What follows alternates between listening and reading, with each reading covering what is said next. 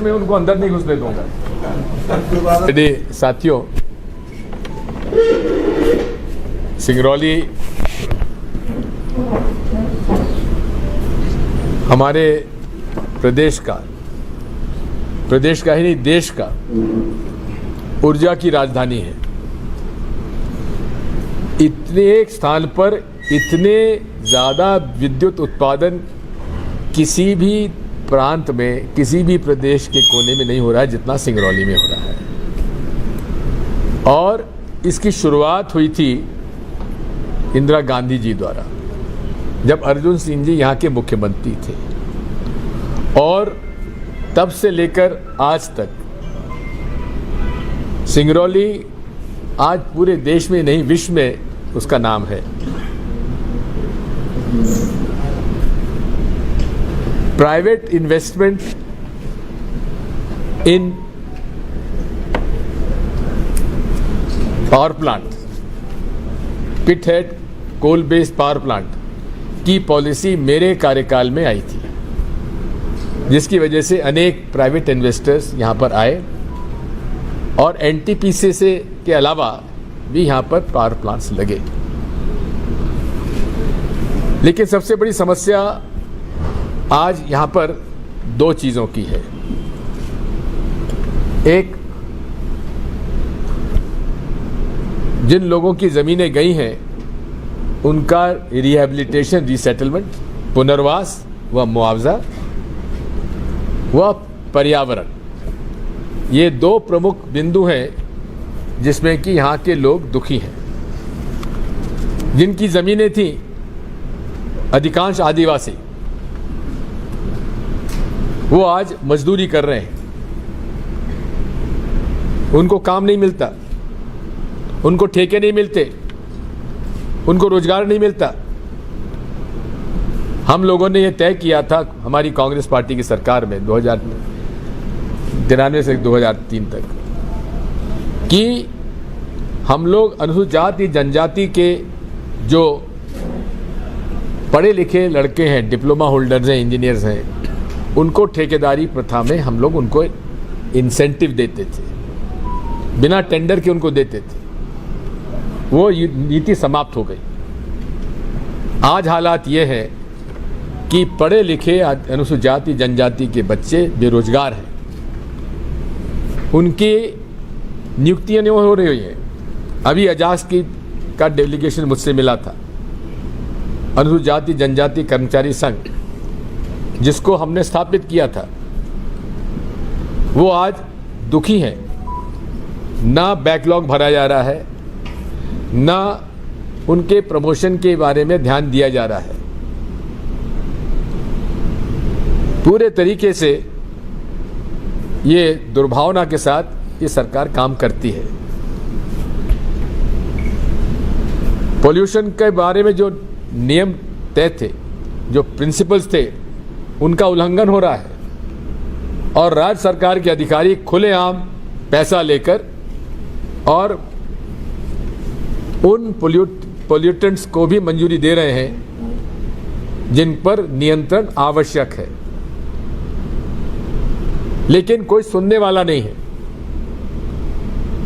विधायक भाजपा का, सांसद भाजपा का, सरकार 3 के बाद भाजपा की, केवल 15 महीने छोड़ दीजिए। लेकिन यहां पर जो कुछ हुआ है वो कांग्रेस ने किया है। माइनिंग इंस्टीट्यूट, अर्जुन सिंह जी जब एचआरडी मिनिस्टर थे तब आया। हालात ये है कि आज सबसे ज्यादा दिक्कत सिंगरौली पहुंचने की है। 2011 से हमारे समय जब हमारी सरकार थी केंद्र में, तब से नेशनल हाईवे बन रहा है और 12 साल में ये नेशनल हाईवे पूरा नहीं हो रहा है। क्यों नहीं हो रहा है? क्योंकि ठेकेदार, जिनको ठेका मिलता है सरकार भाजपा में, उसका एडवांस में इनको कमीशन चाहिए। सब ठेकेदार कमीशन से मार खा के बाहर भाग जाते हैं। ये हालात है। साथ में हम लोगों ने भूमि अधिग्रहण कानून लागू किया। उसमें तीन बातें महत्वपूर्ण थी। नंबर 1, जो अधिकृत भूमि थी, सरकार ने भूमि अधिग्रहण कर लिया, यदि 5 साल तक उसका उपयोग नहीं हुआ जिस काम के लिए था, उसको भूमि लौटाई जाएगी। किसको? भूमि स्वामी को। उसका पालन नहीं हो रहा है। मुआवजे के मामले में ये तय था, कानून में था, कि जिसकी भी जमीन ली जाएगी उसके ग्रामीण क्षेत्र की जमीन ली जाएगी तो 4 गुना जो सर्कल रेट है उस क्षेत्र का, उस गांव का, उसके 4 गुना मुआवजा दिया जाएगा और शहरी क्षेत्र में दुगना दिया जाएगा। नरेंद्र मोदी जी ने प्रधानमंत्री बनने के बाद सबसे पहला काम किया कि उसको, ऑर्डिनेंस को समाप्त करने के लिए उन्होंने लागू कर दिया और कानून बना रहे थे, लेकिन कांग्रेस में दृढ़ता से राहुल गांधी जी, सोनिया गांधी जी, इस पूरी कांग्रेस ने उसको रोका। फिर पीछे के दरवाजे से उन्होंने राज्यों को अधिकार दे दिया कि आप इसमें परिवर्तन कर सकते हैं। और मध्य प्रदेश की सरकार ने क्या किया कि चौगुना तो छोड़ दीजिए, जो सर्कल रेट होती है वो भी नहीं मिल रही है लोगों को। यह पूरे तरीके से शिवराज सिंह चौहान और भाजपा की ये गलत नीतियां हैं और इसीलिए हमारे कई मित्र कहते हैं कि 3 तरह की आज भाजपा है। एक शिवराज भाजपा, एक महाराज भाजपा और एक नाराज भाजपा। शिवराज भाजपा दलालों की भाजपा है, ठेकेदारों की भाजपा है। महाराज भाजपा के वो भूखे शेर हैं जिनको भाजपा में नहीं गए तब तक वो भूखे शेर थे। जैसे ही भाजपा में मंत्री बने तो वो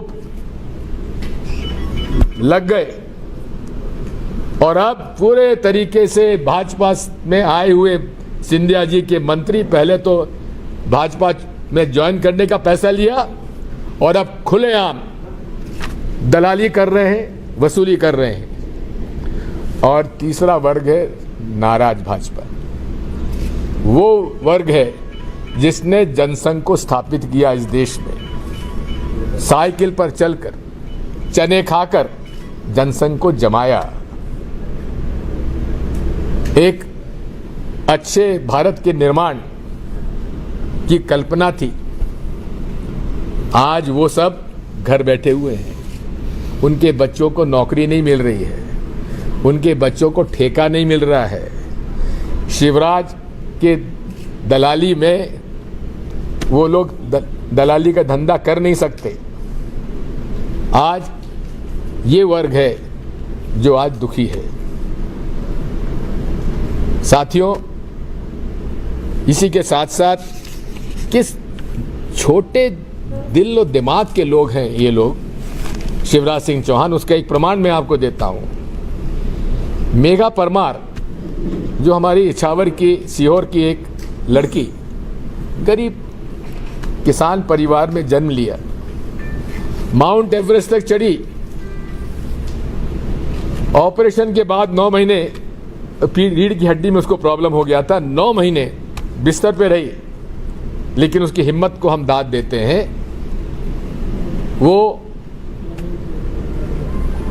माउंट एवरेस्ट पे चोटी पे चढ़कर उसने झंडा गाड़ा और हमारा नाम बढ़ाया मध्य प्रदेश का। उसको कमलनाथ जी ने सहायता दी थी, ब्रांड एम्बेसडर बनाया था मध्य प्रदेश का। लेकिन जिस दिन उसने 2 दिन पहले कांग्रेस ज्वाइन कर ली तो उसको ब्रांड एम्बेसडर का उससे भी हटा दिया गया। ये मैं इसकी घोर निंदा करता हूं। ये इनका मीन जो नीच भावना है वो उसका प्रदर्शित होता है। इसी के साथ साथ शिवराज सिंह जी को लाडली बहनों का ख्याल 20 साल बाद आया है। 20 साल बाद वो 1000 रुपये खाते में डालेंगे। लेकिन हालत यह है कि ऑनलाइन रजिस्ट्रेशन पे महिलाएं परेशान हैं, कनेक्टिविटी है नहीं, OTP आता नहीं, इंटरनेट डाउन है, 1000 1500 2,000 रुपए देकर तो दलाल लोग फॉर्म भरवा रहे हैं। और ये कब चालू होगी, कब खत्म हो जाएगी, कोड ऑफ कंडक्ट लगने वाला है। 20 साल तक मामा जी उर्फ मामू आपको याद क्यों नहीं आई बहनों की? लोगों को धोखा दे रहे हैं शिवराज सिंह चौहान। अभी रीवा में पंचायत राज दिवस पर मनाने के लिए नरेंद्र मोदी जी आए। आप खुद इस बात को जानते हैं कि पंचायतों को जितना अधिकार नगर पालिका और नगर निगम को तो जब अधिकार दिया गया था कांग्रेस के राज में 93 और 2003 के बीच में, आज वो सारा अधिकार छीन लिया गया है। सरकारीकरण हो गया है। सरपंचों को बिना लिए दिए पैसा नहीं मंजूर नहीं होता। नियुक्तियां व्यापम में हो रही हैं। व्यापम में भ्रष्टाचार सर्वविदित है। बाहर के प्रदेशों को नौकरी मिल रही है, लेकिन मध्य प्रदेश के लोगों बच्चों को नौकरियां नहीं मिल रही हैं। हम लोगों ने जैसा वादा किया था, कमलनाथ जी ने किसानों का कर्जा माफ करने की शुरुआत कर दी थी। पहला निर्णय उनका यही था। 2 लाख तक के ओवरड्यू किसानों के सारे कर्जे माफ हो गए। ड्यू किसानों के 50,000, 1 लाख, 1.5 लाख और 2 लाख के 4 किस्तों में उनको देने वाले थे, लेकिन सरकार गिरा दी और ऋण मुक्ति योजना समाप्त कर दी। अगर किसान के पुत्र हो शिवराज सिंह चौहान, जैसा तुम कहते हो और यहां आके बयान देते हो कि हमने किसानों की आमदनी दुगनी कर दी, इस प्रदेश का एक भी किसान ये कह दे कि उसकी आमदनी दुगनी हो गई है, तो आप जो कहेंगे दंड भोगने के लिए तैयार हो। हाँ, शिवराज सिंह परिवार के खेती की आमदनी दुगनी नहीं चौगनी है, लेकिन उनके गांव को छोड़कर विदिशा में खेती कर रहे हैं। और काय की खेती हो रही है? फूलों की। दूध बिकवा रहे हैं। हाँ, शिवराज सिंह परिवार अकेला परिवार है किसान का, और उनका परिवार भी मतलब पति पत्नी बच्चे, उनमें उनकी आमदनी वाकई में 4 गुनी से ज्यादा बड़ी है। निखिला जी कह रहे हैं 10 गुनी भी हो सकता है। कितना झूठ बोलते हैं। और अब अमित शाह जी को बुलाया जा रहा है कि जिनका कर्जा है उनका ब्याज मुफ्त कर दिया जाएगा। मूलधन माफ नहीं करेंगे, ब्याज मुफ्त कर दिया जाएगा। अरे कांग्रेस तो पूरा मूलधन और ब्याज माफ कर रही थी, और अब तक तो हो गया होता। सरकार गिरा दी। अगर सरकार बनती है तो ये हमारा वादा है कि हमारे जो निर्णय था उसका पूरा पालन करके सरकारी हमारे जितने भी लोन हैं उनको राइट ऑफ किया जाएगा।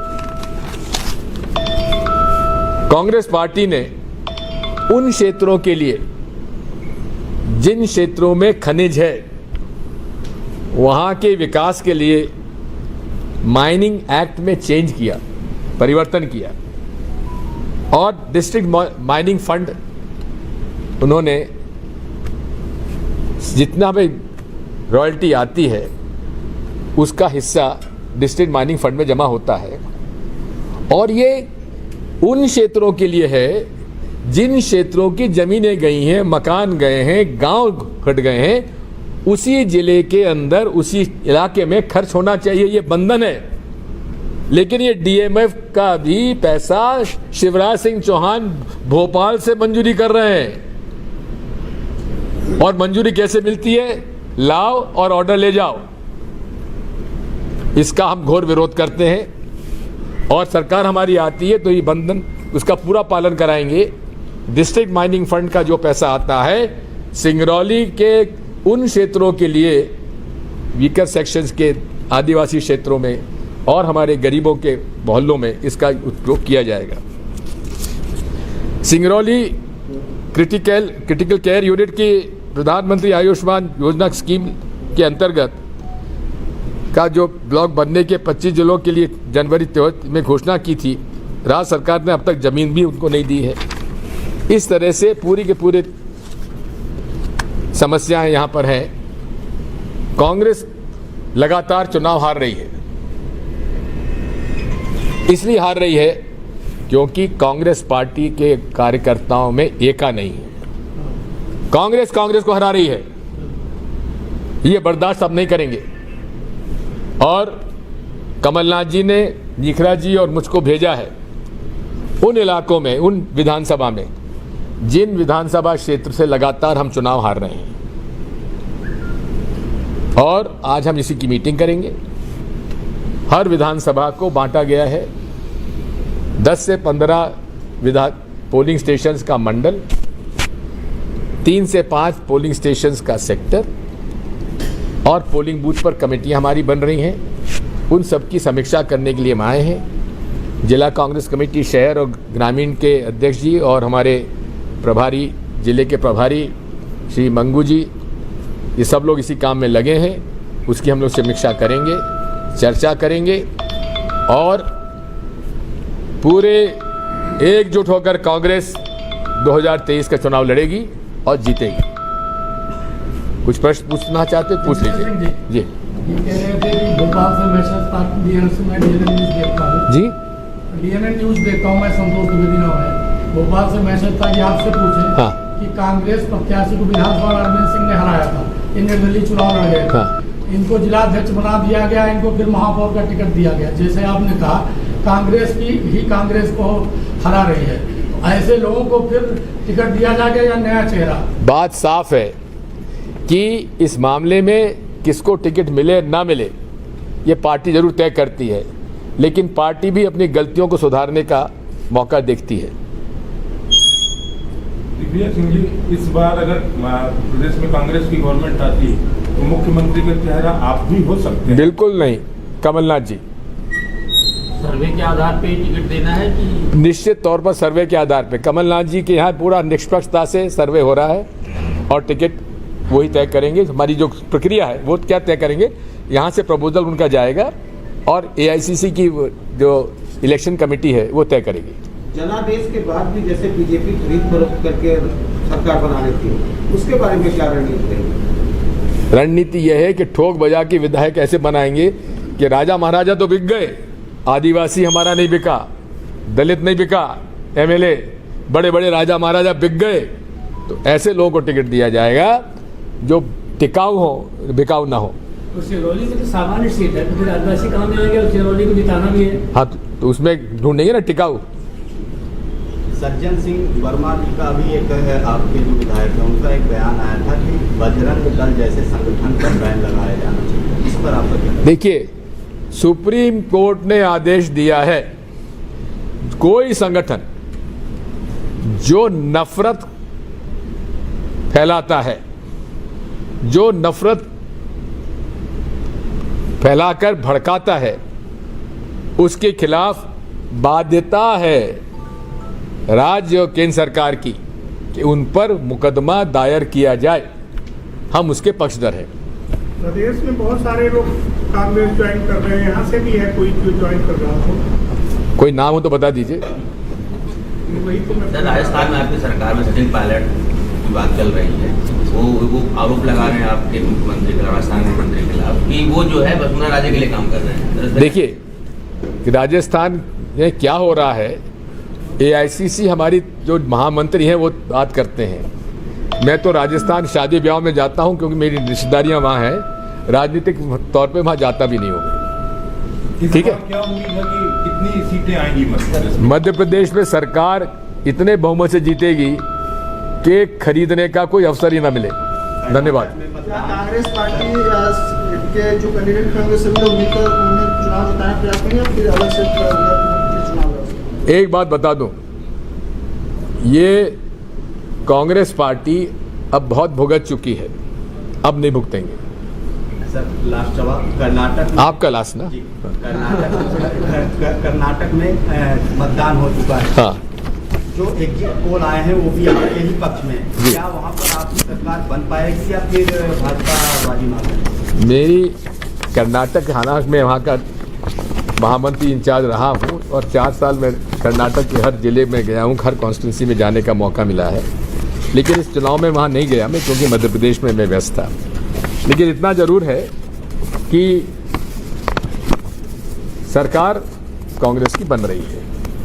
इमरती देवी ने भी प्रेस कॉन्फ्रेंस की जिस दिन आपने नारी सम्मान योजना चलाई, उन्होंने कहा कि कमलनाथ जी हमको आइटम कहते हैं और उसके बाद नारी सम्मान की बात करते हैं, क्या कहेंगे? कमलनाथ जी ने किस संदर्भ में कहा है मुझे जानकारी नहीं है। उन्होंने कहा इमरती देवी ने ये बयान, ये मैंने कहा ना, मैं मौके पर उपस्थित नहीं था। धन्यवाद। सिंगरौली में ब्राह्मण वोटर को ब्राह्मणों को नजरअंदाज किया जाता है क्योंकि कांग्रेस से पुराना लगाव रखते हुए भी उन्हें न तो पद न तो प्रकार का मौका दिया। आप क्या बात करते हैं? दिग्विजय सिंह के कार्यकाल में श्रीनिवास तिवारी जी सर्वे सर्वा थे कि नहीं थे? शर्मा जी को लड़ाया जैसे अभी चुनाव चल रहा है, चुनाव पे तो प्रचार मंत्री रहा है चुनाव लड़ने के लिए, चुनाव जैसे हो रहा है सर, और जो भी कैंडिडेट खड़े हैं उनको अगर मौका नहीं मिल रहा है तो क्या निर्दलीय तरह से वो कांग्रेस छोड़कर निर्दलीय चुनाव लड़ेंगे? फिर कांग्रेस में उनको अंदर नहीं घुसने दूंगा।